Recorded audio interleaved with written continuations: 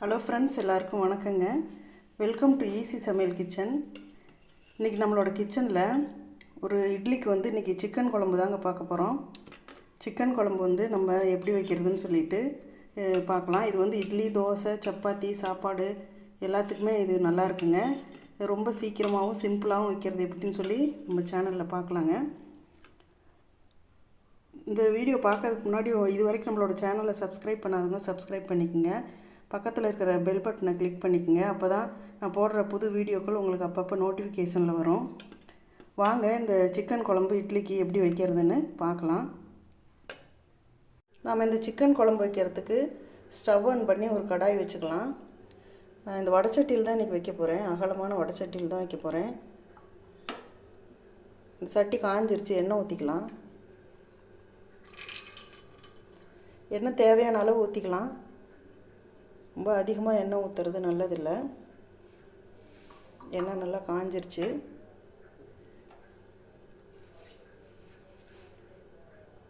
இப்போ கடுகு உளுந்து போட்டு தாளிச்சுக்கலாம். கடுகு நல்லா வெடிக்கட்டும்.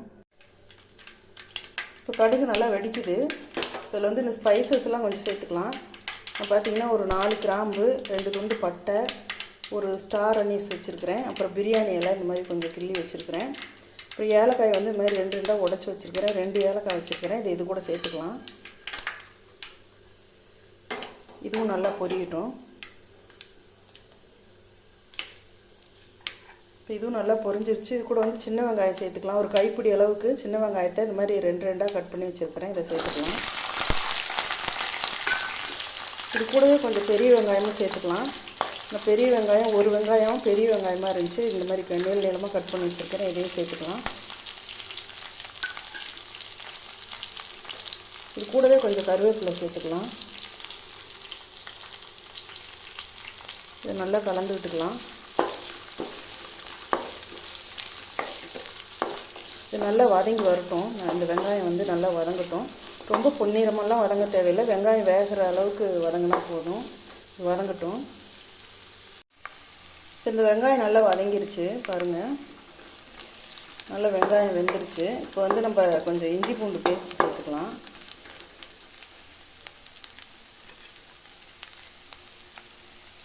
இஞ்சி பூண்டு நான் மஞ்சள் உப்பெல்லாம் போட்டு அரைச்சி வச்சுருக்கேன், கெட்டு போகாமல் இருக்கிறதுக்காக. அதனால தான் மஞ்சள் கலரில் இருக்குது. இதை சேர்த்துக்கலாம். சேர்ந்து நல்லா இது பச்சை வாசனை போகிற வரைக்கும் வதக்கி விட்டுக்கலாம்.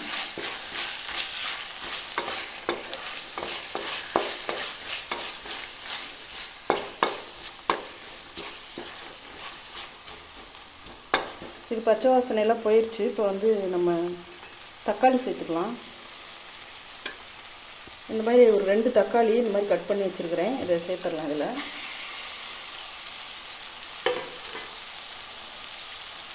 சேர்த்து நல்லா வதக்கிக்கலாம்.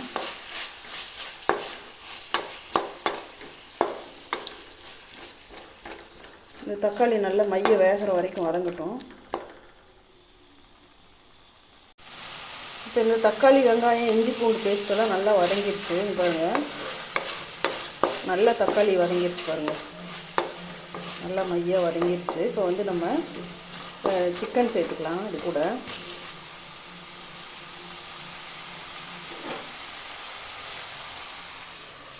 நான் இன்றைக்கி ஒரு 3/4 கிலோ அளவுக்கு சிக்கன் வாங்கியிருக்கிறேங்க. இது பிராய்லர் சிக்கன் தான். நான் சிக்கனில் நான் கால்லாம் எப்பயுமே கழிக்க மாட்டேன். எல்லாமே போட்டு தான் வாங்குவேன். கால், ஈரல்லாம்.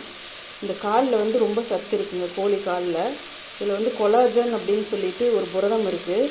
இது நம்ம எலும்பு வளர்ச்சிக்கு, தசை நார்களுடைய வளர்ச்சிக்கெல்லாம் ரொம்ப நல்லது அப்படின்னு நான் சொல்லுங்க. டாக்டர் தான் சொல்கிறாங்க.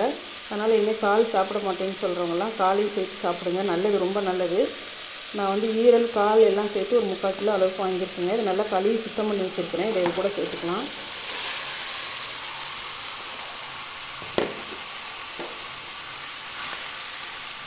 சேர்த்துட்டு இது கூடவே மஞ்சள்தூள் சேர்த்துக்கலாம். ஒரு ஸ்பூன் அளவுக்கு மஞ்சள்தூள் சேர்த்துக்கலாம். இந்த கறிக்கு தேவையான அளவுக்கு உப்பு சேர்த்துக்கலாம். நான் கல் உப்பு தான் சேர்க்குறேன். சேர்த்து நல்லா இது சுருண்டு வர வரைக்கும் நல்லா வதக்கிக்கணும். இதை வதக்கிக்கலாம். இப்போ இந்த உப்பு போட்டு வதக்கும்போது பார்த்திங்கன்னா இது நல்லா சுருண்டு வதங்கி வரும்.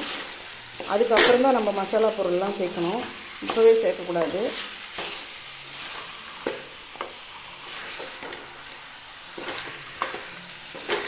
கோழிக்கால் வந்து நம்ம அந்த நகமெல்லாம் வெட்டிட்டு நல்லா இந்த தோலை உரிச்சிட்டு நல்லா மஞ்சள் உப்பெல்லாம் போட்டு கழுவிட்டு சேர்த்தோம்னா அதில் ஒன்றும் கிருமிகள்லாம் இருக்காதுங்க. இது ரொம்ப உடம்புக்கு நல்லது. அதோடு சேர்த்து தான் எப்போயுமே நான் சிக்கன் வாங்குவேன்.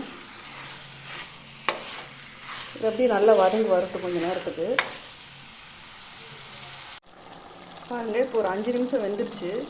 வெந்ததுக்கப்புறம் பாருங்கள், நம்ம தண்ணியே விடலை, ஊற்றலை இதுக்கு. இப்போ அதுவே தண்ணி விட்டு வெந்துக்கிட்டு இருக்கு பாருங்கள். அந்த மசாலாலாம் பிடிச்சி கறி நல்லா சுருண்டு வந்துக்கிட்டு இருக்கு பாருங்கள். இன்னும் நம்ம மசாலா சேர்க்கலை. இந்த இஞ்சி பூண்டு பேஸ்ட்டு, அந்த தக்காளி வெங்காயம் இது மட்டும்தான் போட்டோம். அதுலேயே அப்படி வெந்துக்கிட்டு இருக்கு பாருங்கள். நல்லா தண்ணி விட்டுருக்கு பாருங்கள், எவ்வளோ தண்ணி விட்டுருக்கு.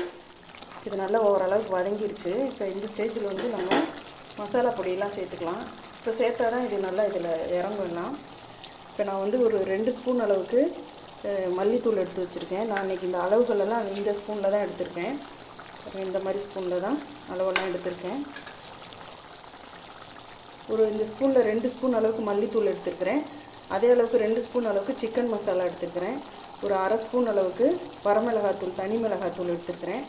நம்ம மஞ்சள் தூள் வந்து ஏற்கனவே கறி வேகும்போது போட்டுட்டோம். இது சேர்த்துக்கலாம்.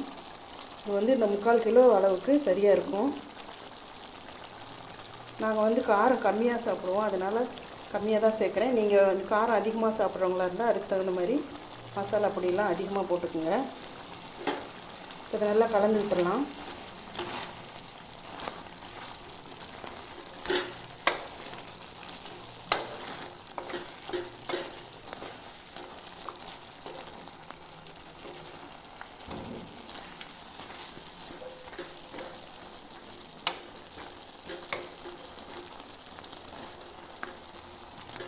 இப்போ வந்து நம்ம இந்த குழம்புக்கு தேவையான தண்ணி சேர்த்துக்கலாம்.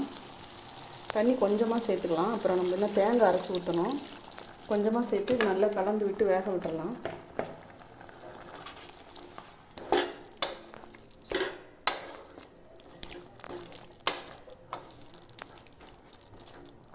இது கொஞ்ச நேரத்துக்கு இப்படியே மூடி வச்சிடலாம், நல்லா வெந்து வரட்டும்.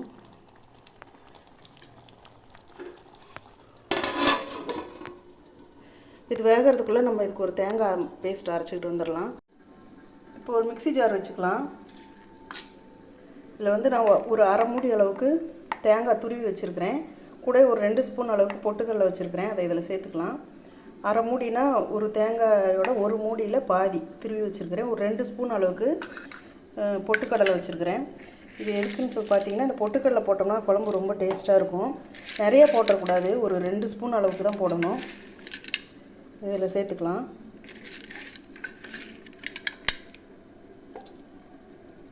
இது கூடவே ஒரு ஸ்பூன் அளவுக்கு சோம்பு சேர்த்துக்கலாம். இதில் வந்து ஒரு கைப்பிடி அளவுக்கு சின்ன வெங்காயம் சேர்த்துக்கலாம். சின்ன வெங்காயம் வந்து நம்ம பச்சையாகவே சேர்த்துக்கலாம். வதக்கியும் சேர்க்கலாம், பச்சையாகவும் சேர்க்கலாம். நீங்கள் பச்சையாக சேர்த்து செஞ்சு பாருங்கள், அதோடய டேஸ்ட் வந்து தனியாக இருக்கும். இவ்வளோதாங்க. கொஞ்சமாக தண்ணி சேர்த்து இதை நைஸாக அரைச்சி எடுத்துகிட்டு வந்துடலாம். இப்போ இந்த தேங்காய் பேஸ்ட் அரைச்சாச்சுங்க. தேங்காய், வெங்காயம், சோம்பெல்லாம் சேர்த்து இந்த மாதிரி அரைச்சி எடுத்தாச்சு. இப்போ மிக்ஸி ஜார் அலசி கொஞ்சம் தண்ணியும் வச்சாச்சு. இப்போ இதை வந்து இந்த வெந்துக்கிட்டு இருக்கிற சிக்கன் கூட சேர்த்துடலாம்.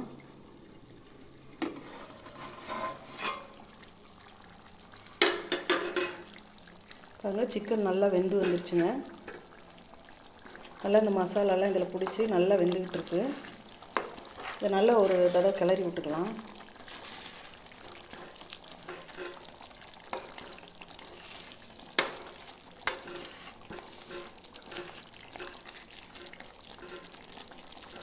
இப்போ இதில் வந்து நம்ம இந்த அரைச்சி வச்சுருக்கிற தேங்காய் பேஸ்ட்டை சேர்த்துக்கலாம்.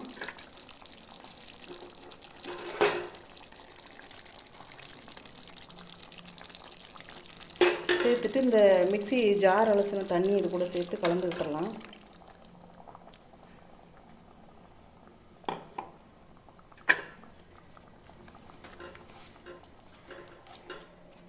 இன்னும் கொஞ்சம் கூட தண்ணி சேர்த்துக்கலாம். நம்ம இட்லிக்கு செய்கிற குழம்புனால இன்னும் கொஞ்சம் தண்ணி சேர்த்தா தான் நல்லாயிருக்கும். இன்னும் கொஞ்சம் சேர்த்துக்கலாம்.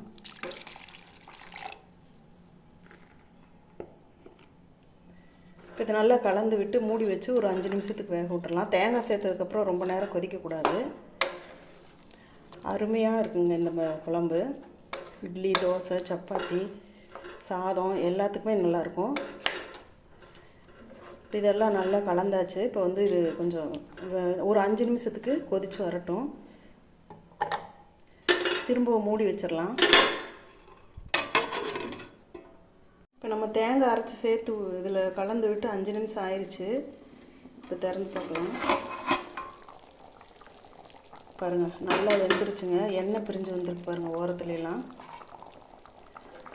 தேங்காய் சேர்த்ததுக்கப்புறம் 5 நிமிஷம் மட்டும்தான் கொதிக்கணும். அதுக்கு மேலே கொதிச்சுன்னா ரொம்ப அது டேஸ்ட் மாறிடும். பாருங்கள், நல்லா வெந்து வந்துருச்சுங்க குழம்பு. இப்போ வந்து நம்ம ஸ்டவ் ஆஃப் பண்ணிக்கலாம்.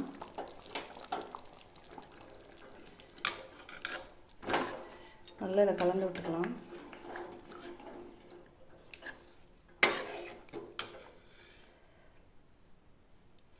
இப்போ வந்து மல்லித்தழை தூவிக்கலாங்க. நல்லா ஒரு கைப்பிடி அளவுக்கு மல்லித்தழை தூவிக்கலாம்.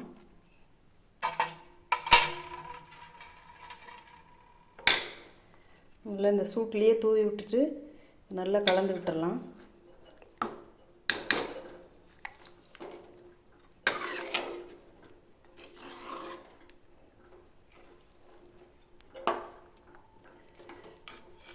பாருங்கள், அருமையாக வந்துடுச்சுங்க கறியெல்லாம்.